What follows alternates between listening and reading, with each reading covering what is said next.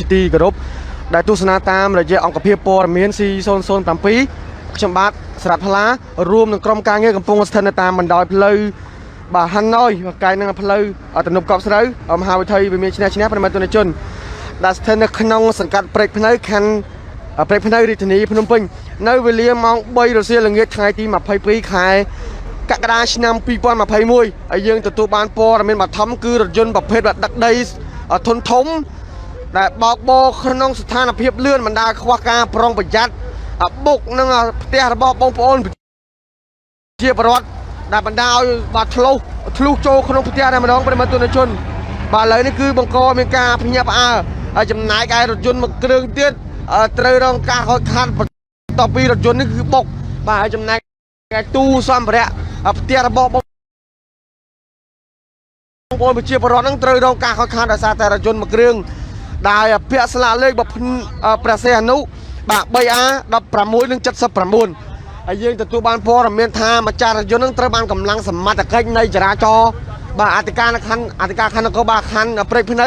ធ្វើការខាត់ខ្លួនបាទហើយចំណែកឯរថយន្តនឹងគឺបុកប្លង់ចូលផ្ទះតែម្ដងប្រិមត្តជនអូប្រិមត្តអើយបាទយើងអត់ដឹងថាគាត់បើកក្នុងបាទស្ថានភាពយ៉ាងណាទេប្រិមត្តជនឥឡូវយើងទៅទស្សនារថយន្តមួយគ្រឿងទៀតដោយរថយន្តប្រភេទដឹកដីបាទដែលបើកតាមបណ្ដោយផ្លូវវិមានឈ្នះហ្នឹងគឺបើកបោដោយស្ថានភាពលឿនតែមែនតើប្រិមត្តជនបាទការតាមការចាក់ស្ដែងប្រិមត្តយើងចាំទស្សនាដោយរូបភាពក្រុមការងារយើងទទួលបានព័ត៌មានពីបងប្អូនប្រជាពលរដ្ឋបាទរួមនឹងសមត្ថកិច្ចគឺរថយន្តនឹងបើកលឿនបាទបណ្ដាឲ្យខ្វះការប្រុងប្រយ័ត្នបុកនឹងផ្ទះរបស់បងប្អូនប្រជាពលរដ្ឋនេះគឺជារថយន្តមួយគ្រឿងបាទត្រូវបានរថយន្តនឹងបុកបន្ទាប់ពីបុកចូលផ្ទះរួចក៏បុកជាមួយនឹងរថយន្តមួយគ្រឿងដែលពាក់ស្លាកលេខភ្នំពេញ 2AY 2AY 52និង62បាទភ្នំពេញ 2AY បាទ52និង62ហើយយើងអត់ដឹងថារថយន្តមួយគ្រឿងនេះដោយធ្វើដំណើររួមជាមួយនឹងគ្រួសារឬក៏យ៉ាងណាទេប៉ុន្តែហ្នឹងគឺហើយយើងមកដល់ចំណុចទីតាំងកន្លែងកាត់ហេតុហ្នឹងគឺឃើញតែរថយន្តមួយគ្រឿងរថយន្តពីរគ្រឿងបាទដែលបើកបរមួយខាងហ្នឹងគឺបើកតាមបណ្ដោយផ្លូវហើយចំណែកឯមួយខាងទៀតហ្នឹងគឺបើកស្របផ្លូវពេលដែលកិច្ចពីរថយន្តក៏បុកជាមួយនឹងរថយន្តហើយបន្ទាប់មកក៏បុកចូលផ្ទះរបស់បងប្អូនប្រជាពលរដ្ឋបណ្ដាឲ្យរថយន្តរងការខូចខាតបូករួមនឹងសម្ភារៈផ្ទះរបស់បងប្អូនប្រជាពលរដ្ឋហ្នឹងត្រូវធ្លុះចូលក្នុងផ្ទះតែម្ដងប្រិមត្តជនបាទហើយយើងអត់ដឹងថាគាត់បើកបរក្នុងស្ថានភាពយ៉ាងម៉េចទេប្រិមត្តជនអើយបាទបន្ទាប់ពីបុករថយន្តមួយគ្រឿងនេះហើយក៏បុកចូលផ្ទះរបស់បងប្អូនប្រជាពលរដ្ឋប្រិមត្តបាទនេះគឺជាការខូចខាតនៃរថយន្តមួយគ្រឿងប៉ោះសដែលធ្វើដំណើរតាមបណ្ដោយផ្លូវក្នុងរថយន្តហ្នឹងគឺធ្វើដំណើរគឺជាក្រុមគ្រួសាររបស់គាត់បាទអូប្រិមត្តបាទស្លាកលេខអូបាទរថយន្តនេះត្រូវរងការខូចខាតហើយដោយសារតែរថយន្តប្រភេទដឹកដីបាទធុនធំមួយគ្រឿងដែលបើកបោក្នុងស្ថានភាពលឿនដែលបណ្ដាឲ្យបុករថយន្តរួចក៏បន្តដំណើរជ្រួចង្កូតទៅបុកផ្ទះរបស់បងប្អូនប្រជាពលរដ្ឋបាទអាមុខអសអាបែបហ្នឹងអាហ្នឹងរថយន្តនឹងបុកដែរបាទបន្ទាប់មកក៏ធ្លុះចូលផ្ទះបងប្អូនប្រជាពលរដ្ឋប្រិមត្តជនឥឡូវនេះគឺប្រភពព័ត៌មានយើងទទួលបានពីសមត្ថកិច្ចនេះលើថាបាទម្ចាស់រថយន្តហ្នឹងគឺសមត្ថកិច្ចធ្វើការខកខ្លួនបានហើយបាទហើយយើងអត់ដឹងថាគាត់នៅចំណុចណាទេដឹងថាសមត្ថកិច្ចធ្វើការខកខ្លួនប្រិមត្តជនបាទនេះគឺជារថយន្តប្រភេទHyundai បាទអានេះ Hyundai បាទធុនធំដែលបើកដឹកសាច់ប្រិមត្តជនបាទប្រភេទដឹកសាច់បាទហើយកង់មកគាត់ហ្នឹងគឺបែកដោយសារតែបើសិនជាអត់មានខឿននេះគឺប្លង់ចូលទឹកលឹកលូទៅម្ដងប្រិមត្តជនបាទដោយសារតែគាត់មានខឿនគឺរថយន្តបន្តដំណើរដោយចុកកង់ក្រោយបណ្ដោយបែកកង់បាទហើយក៏ប្លង់ចូលផ្ទះរបស់បងប្អូនប្រជាពលរដ្ឋតែម្ដងបាទប្រិមត្តអើយបាទសំណាងល្អយើងអត់តន់ថាមានអរងរបួសទេ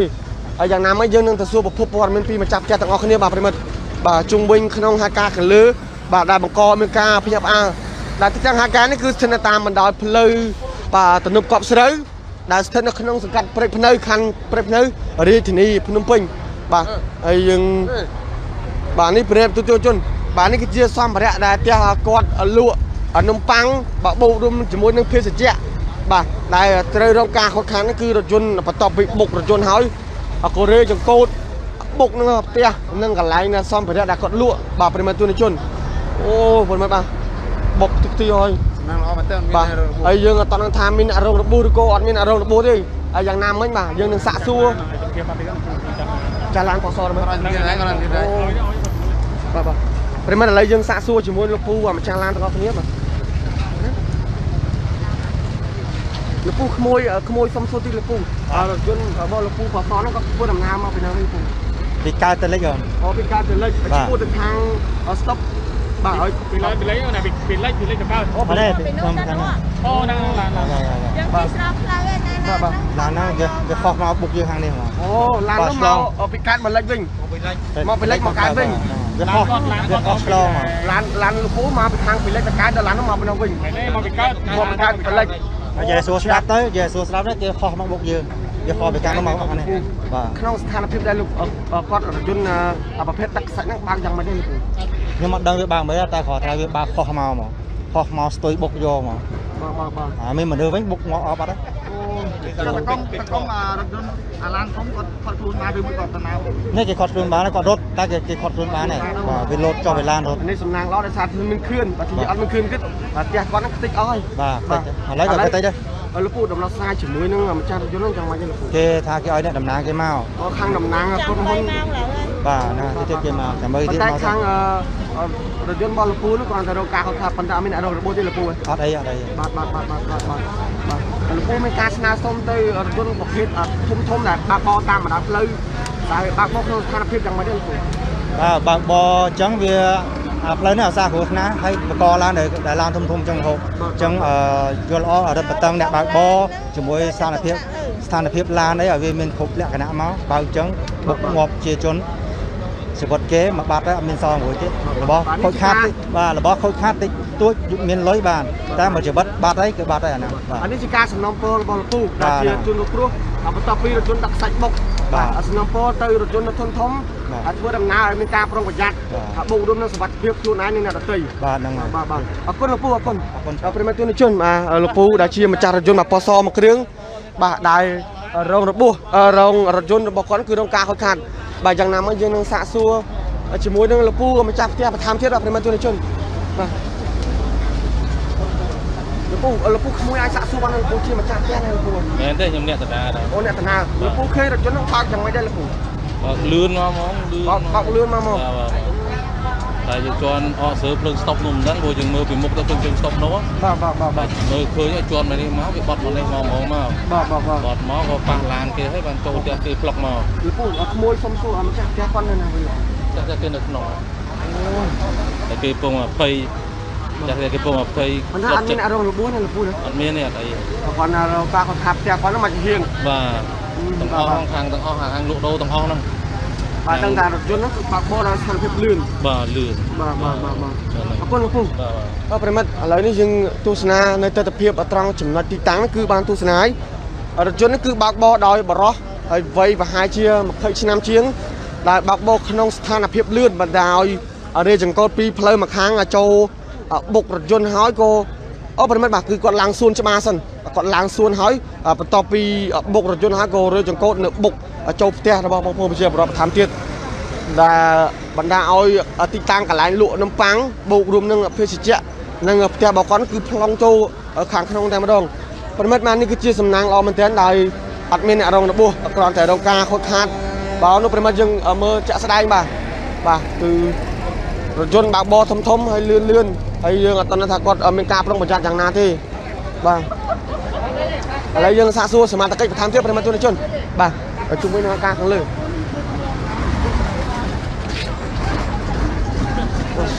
លោកពូក្មួយអាចសាកសួរបានលោកពូលើថាម្ចាស់រថយន្តនឹងធ្វើការខុសគ្នាដឹងហើយបងចំពោះធ្វើការសិនខ្ញុំទៅតបដៃខ្ញុំមកបាទប្រិមត្តឥឡូវនេះតាមការបញ្ជាក់ពីសមាជិកនៃការិយាល័យចរាចរណ៍ផ្លូវគោករបស់អធិការឋាននគរបាលខណ្ឌច្បារអំពៅក៏បានអធិការខណ្ឌនគរបាលខណ្ឌព្រៃភ្នៅប្រិមត្តជនបាទក៏បានបញ្ជាក់ក្រុមការងារយើងថាបាទឥឡូវនេះគឺគាត់កំពុងធ្វើការសិនកំពុងតែវាស់វែងបាទនឹងសាកសួរព័ត៌មានបឋមពីប្រជាពលរដ្ឋក៏ដូចជាផ្នែកនៃភាគីនៃរថយន្តម្ខាងទៀតហើយប្រិមត្តយើងបានទស្សនានៃគ្រោះថ្នាក់ចរាចរណ៍ដែលបណ្ដាឲ្យបុកចូលផ្ទះ បងប្អូនជាបរិវត្តតែម្ដងបាទហើយសំណាងល្អឧបមាបើសិនជាគាត់កំពុងតែសម្រាកក៏ដូចជាសម្រាននៅក្នុងផ្ទះហ្នឹងយ៉ាងណាយើងអត់តន់ដឹងទេប៉ុន្មានបាទនេះសំណាងល្អមែនទែនតែគាត់ចេញមកលក់បាទផ្ទះគាត់មកខាងទៀតគាត់បុកចូលភ្លាមគឺបង្កមានការភ្ញាក់ផ្អើលបាទដោយរថយន្តប្រភេទធុនធំប្រិមិត្តបាទនេះគឺជានំប៉័ងបូករួមនឹងគ្រឿងម្ជូរដែលនឹងធុងភេសជ្ជៈរបស់គាត់ត្រូវរងការខូចខាតដោយរថយន្តដឹកសាច់ប្រភេទធុនធំបាទបន្ទាប់ពីបុករថយន្តរួចក៏បុកចូលផ្ទះរបស់បងប្អូនប្រជាពលរដ្ឋបាទដែលបណ្ដាឲ្យរងការខូចខាតប្រិមិត្តទូនជនអើយបាទសឹងថាផ្ទះគាត់នឹងសឹងថា 70% ប្រិមិត្តបាទត្រូវបុកទឹកតោតែម្ដងបាទយើងសួរម៉ូតូណាអូម៉ូតូក៏មិនឡានអូប្រិមិត្តបាទម៉ូតូនៅក្នុងផ្ទះរបស់គាត់ហ្នឹងអូប្រិមិត្តបាទអានេះជាកន្លែងគាត់សម្រាប់នោះមានទូមានពូកមានកៅអៅសម្ភារៈរបស់គាត់បាទអូប្រិមិត្តបាទសំណាងល្អខ្លាំងមែនទែនដែលគាត់ថ្ងៃគាត់ចេញធ្វើការគាត់លក់នៅមុខផ្ទះហើយបើសិនជាគាត់កំពុងតែសម្រានហ្នឹងគឺសឹងថាអញនឹងបាត់បង់ជីវិតទៅហើយបាទដោយបាទឥឡូវនេះគឺសមត្ថកិច្ចនៃអធិការខណ្ឌនគរបាលខណ្ឌព្រៃភ្នៅបាទកំពុងតែធ្វើការវាស់វែងក៏ដូចជាបាទអាចនឹងរថយន្តនេះប្រហែលជាស្ទូចចេញមកក្រៅក៏ពិបាកដែរប្រិមិត្តបាទដោយសារតែធ្លាក់ចូលបន្លាយក៏ដូចជាធ្លាក់ចូលផ្ទះរបស់បងប្អូនប្រជាពលរដ្ឋតែម្ដងបាទហើយជុំវិញក្នុងហាការខាងលើនេះគឺស្ថិតនៅតាមបណ្ដាផ្លូវទំនប់កប់ស្រូវដែលស្ថិតនៅក្នុងបាទសង្កាត់ព្រៃភ្នៅខណ្ឌច្បារអំពៅរាជធានីខណ្ឌព្រៃភ្នៅរាជធានីភ្នំពេញម្ដងបាទបាទប្រិមឥឡូវយើងទៅសាកសួរជាមួយនឹងអង្គស្រីម្ចាស់ផ្ទះទីប្រិមបាទប្រិមអើយបាទរថយន្តនេះគឺបើកបរលឿនណាស់បាទព័ត៌មានបឋមយើងទទួលបានពីបងប្អូនប្រជាពលរដ្ឋបាទឥឡូវយើងនឹងសាកសួរជាមួយនឹងអង្គស្រីបាទម្ចាស់ផ្ទះបន្តិចប្រិមជនបាទអូប្រិមបាទអំស្រីផ្ទះពីរជាប់គ្នាឬក៏បាច់ឡៃដល់ឡើយជាមួយគ្នាទេហើយម្ចាស់ឲ្យញ័រតាត់នៅក្នុងផ្ទះមកហើយអូនប៉ុន្តែអត់មានអារងរបួសទេអត់មានអារងរបួសទេហើយតក់ស្លុតមិនដែលជួបប្រទេសអញ្ចឹងតំជួបក្នុងថ្ងៃនេះខ្ញុំជួបអញ្ចឹងរាល់ថ្ងៃកូនចៅបងស្រីនោះចាអូបងស្រីហើយកូនខ្ចីទៀតហើយសំណាងល្អចាសំណាងហើយចូលកន្លែងដែលគាត់កំពុងតែសម្រានចាធ្វើបុណ្យល្អហើយបានអត់ត្រូវមានត្រូវមនុស្សត្រូវអីរាល់ថ្ងៃលក់ជំរាបជួគ្នារាល់ថ្ងៃតែថ្ងៃហ្នឹងចាគាត់លួចគេថាចានំប៉័ងម្ជូរអីចឹងដូងអីទឹកទឹកអីចឹងអូនបាទចារបស់គាត់លក់ធម្មតារាល់ថ្ងៃហើយមានដូងមានគ្រឿងម្ជូរពុកជាមួយនឹងប៉័ងទៅកំប៉ុងចឹងទៅលក់ចឹងទៅអូនបងស្រីចាណូបាទប្រិមិត្តអូនជួយញក់ដៃញក់ជើងហ្នឹងឥឡូវគាត់នៅក្នុងទៀតប្រិមិត្តយើងពិបាកដល់ក្នុងការសាកសួរបងស្រីបងណៃសាកសួរបានណាបងស្រីមានអារម្មណ៍ឆ្លើយចេះនិយាយអមុនពេលកាត់ហ្នឹងរថយន្តបើកចាំមិនខ្ញុំទៅមកដល់មិញហ្នឹងខ្ញុំអត់ទាន់ហេតុការទេចាខ្ញុំនៅត្បូងនោះទេទទួលព័ត៌មានបឋមគឺថារថយន្តគឺបើកលឿនខ្ញុំអត់ដឹងខ្ញុំទៅមកដល់មិញខ្ញុំទៅដាក់មួកទុកនោះបាទខ្ញុំមកមកក្មួយដូចអញ្ចឹងមិនខ្ញុំមកហ្នឹងណាចាមិនដែលថាខាត់បានម្ចាស់រថយន្តខ្ញុំខាត់បានវារត់ដែរទៅចាប់បានមកវិញអូបានថាបន្ទាប់ពីគាត់បុកចូលផ្ទះឬក៏រត់គិតពីទីតាំងកន្លែងកាត់ហេតុទៅបានប្រជាពលរដ្ឋហ្នឹងខាត់បានខ្ញុំស្អីណាខ្ញុំអត់ច្បាស់អីទៅសួរគេអ្នកមុនព្រោះខ្ញុំទៅមកដល់ទេអរគុណខ្ញុំស្អីបាទប្រិមិត្តទូនជនបាទឥឡូវនេះគឺយើងទទួលបានព័ត៌មានពីអំស្រីដែលជាអ្នកចិត្តខាងម្ចាស់ផ្ទះរបស់បងប្អូនប្រជាពលរដ្ឋដែលបច្ចៈក្រុមការងារយើងណាប្រិមិត្តបាទរថយន្តនេះគឺបើកបរក្នុងស្ថានភាពឥឡូវយើងទៅទស្សនានៃរថយន្តទស្សនានៃស្លាកលេខរថយន្តប្រភេទដឹកសាច់ដែលពាក់ស្លាកលេខព្រះសីហនុ 3A1679 បាទភ្នំព្រះសីហនុ 3A1679 ដែលជាប្រភេទរថយន្តដឹកសាច់ក៏ដូចជាដឹកដីធុនធំបាទបន្ទាប់ពីបុករថយន្តរួចក៏រើចង្កូតបានឡើងសួនមកបុកផ្ទះរបស់បងប្អូនប្រជាពលរដ្ឋដែលបណ្ដាឲ្យផ្លុងចូលក្នុងផ្ទះតែម្ដងបាទប្រិមិត្តឥឡូវនេះគឺសមត្ថកិច្ចនៃអធិការខណ្ឌនគរបាលខណ្ឌព្រៃភ្នៅកំពុងធ្វើការវាស់វែងក៏ដូចជាកំពុងធ្វើចរាចរណ៍កុំឲ្យមានការកកស្ទះបាទនេះប្រិមិត្តបាទនេះគឺជារថយន្តមួយគ្រឿងទៀតដែលបន្ទាប់ពីបុករថយន្តរួចក៏បុកឲ្យចូលផ្ទះរបស់បងប្អូនប្រជាពលរដ្ឋតែម្ដងបាយឡាយទៅពីថ្ងៃទៅ បាទផ្លាកលេខរបស់អាហ្នឹងម៉ាគេបងឡានម៉ាគេបងអូប៉ុន្មានទូជនម៉ានេះគឺជាប្រភេទរថយន្តម៉ាក់សាំយ៉ុងបាទ 4WD ពាក់ស្លាកលេខភ្នំពេញបាទ 2RY បាទ52បាទនិង62សាំយ៉ុងប្រភេទ 4WD បាទដែលពាក់ស្លាកលេខរបស់ភ្នំពេញ 2RY 52និង62ដោយបើកបរដោយជាមួយនឹងក្រុមគ្រួសាររបស់គាត់ជាមួយនឹងប្តីប្រពន្ធធ្វើដំណើរចេញពីផ្ទះទៅត្រឡប់ទៅកន្លែងធ្វើការហ្នឹងណាប្រិមិត្តបាទហើយត្រូវបានរថយន្តដឹកសាច់មួយគ្រឿងបុកចំពីចំហៀងបាទបណ្ដាឲ្យរងអាការខកខានហើយចំណែកឯរថយន្តដឹកសាច់គឺបើកបរតាមបណ្ដោយផ្លូវនេះតែប្រិមិត្តយើងបានទស្សនាយើងបើទុកឲ្យប្រិមិត្តយើងពិចារណាតាមការគួរបាទប្រិមិត្តទូជនហើយរថយន្តរបស់គាត់ហ្នឹងគឺរងការខកខាននៃផ្នែកចំហៀងនៃចំកន្លែងធុងសាំងបាទចំហៀងនៃធុងសាំងទៅរងការខកខានដោយបន្ទាប់ពីបុករថយន្តរបស់គាត់រួចក៏ប្លង់ឡើងសួនច្បារចូលផ្ទះរបស់បងប្អូនប្រជាពលរដ្ឋឥឡូវនេះគឺប្រភពព័ត៌មានពីសមត្ថកិច្ចក៏បញ្ជាក់ក្រុមការងារយើងដែរម្ចាស់រថយន្តនឹងខាត់បានប៉ុន្តែបានយើងអត់ទាន់សមត្ថកិច្ចរក្សាទុកនៅណាទេប្រិមត្តជន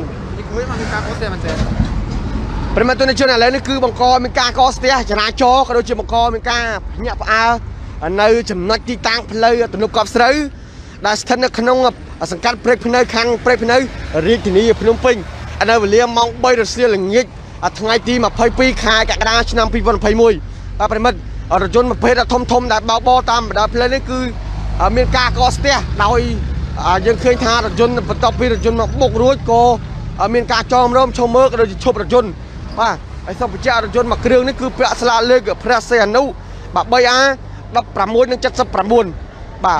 ព្រះសីហនុ 3A 1679ដោយបើកបរខ្វះការប្រុងប្រយ័ត្នក៏បុកនឹងផ្ទះបងប្អូនប្រជាពលរដ្ឋបាទដែលបណ្ដាលរងនៃការខកខានអូនេះប្រិមិត្តបាទកន្លែងចំណុចបាទទីតាំងនេះគឺទីតាំងដែលមានសម្ភារៈមួយចំនួនបាទប្រិមិត្តជនហើយបាទនេះទីតាំងនេះគឺជាកន្លែងដែលសម្ភារៈដាក់សម្ភារៈរបស់គាត់ហើយថាបើសិនជាអត់មានបើកៅកនក្រោយទេគឺរថយន្តហ្នឹងគឺបុកចូលផ្ទះហ្នឹងគឺសឹងថា 100% សឹងថាខ្ទេចតែម្ដងបាទប្រិមត្តជនឥឡូវយើងត្រឡប់ក្រោយដើម្បីទៅទស្សនាផ្លាកលេខម្ដងទៀតបាទរថយន្តប្រភេទដឹកសាច់ដឹកដីណាប្រិមត្តបាទដែលពាក់ស្លាកលេខព្រះសីហនុបាទ 3A 1679បាទព្រះសីហនុ 3A 1679បាទនេះគឺជាទស្សនវិជ្ជានៃការកកស្ទះលពូរថយន្តលពូបាទអូបងលពូរថយន្តលពូបាទមកលពូមកបាទប្រិមិត្តការសំណូមពរពីម្ចាស់រថយន្តដែលរងការខកខានហ្នឹងក៏បញ្ជាក់លពូទៅមុខបាទលពូឡានបើកមកលពូបាទអូប្រិមិត្តមានការកកស្ទះហើយក៏រថយន្តបើកលឿនណាប្រិមិត្តណាបាទស្ទះប៉ុណ្ណឹងនៅតែបន្តបើកលឿនតែម្ដងបាទហើយបង្កមានការភ្ញាក់ផ្អើលដោយរថយន្តប្រភេទធុនធំអូប្រិមិត្តជនមកឥឡូវគឺបង្កមានការភ្ញាក់ផ្អើលក៏ដូចជាបង្កការកកស្ទះនៅក្នុងផ្លូវទំនប់កប់ស្រូវបាទនេះណាបងបាទអូបងកងឡានណានោះអូប្រិមត្តជនសមត្ថកិច្ចកំពុងតែសាកសួរនាំជាមួយនឹងបងប្រុសដែលពាក់កៅអៅពណ៌ទឹកប៊ិច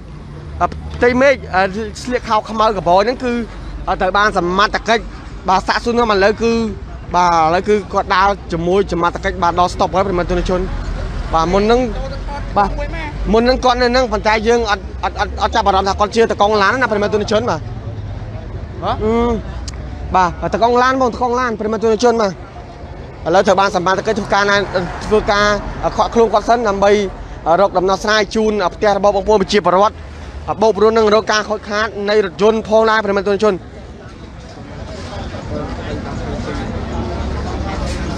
ប្រិមត្តយើងបានទស្សនានេះគ្រឿងម្ជូរ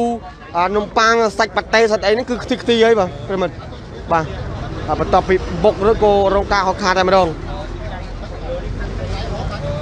បាទអរគុណណាប្រិមត្តទូរទស្សនិកជនបាទនេះគឺជាព័ត៌មានបឋមដែលយើងទទួលបានពីសមត្ថកិច្ចបូករួមនឹងម្ចាស់ផ្ទះនិងបងប្អូនប្រជាពលរដ្ឋដែលធ្វើដំណើរតាមបណ្ដោយផ្លូវ បើទំនប់កប់ស្រូវដែលស្ថិតនៅក្នុងសង្កាត់ព្រែកភ្នៅខណ្ឌព្រែកភ្នៅរាជធានីភ្នំពេញនៅវេលាម៉ោង3ជាងល្ងាចរសៀលថ្ងៃទី22ខែកក្កដាឆ្នាំ2021ខ្ញុំបាទរួមនឹងក្រុមការងារកំពុងតែផ្ដិតយុទ្ធភាពដើម្បីផ្សាយជូនប្រិមិត្តក៏ដូចជាព្រឹត្តិការណ៍សំខាន់ដែលក្រុមការងារយើងទទួលបានព័ត៌មានអរគុណណាប្រិមិត្តទូទាំងជនដែលទស្សនាតាមរយៈអង្គភាពព័ត៌មានម៉ាស៊ី07ខ្ញុំបាទសរ៉ាត់ផាឡារួមនឹងលោកច័ន្ទបុតសូមធ្វើការបិទបញ្ចប់ការ live បាទរកព័ត៌មានលម្អិតទៀតក្រុមការងារយើងធ្វើការអាប់ដេតជូនប្រិមិត្តបានទស្សនាបន្ថែមទៀតបាទសូមអរគុណសូមគោរពលា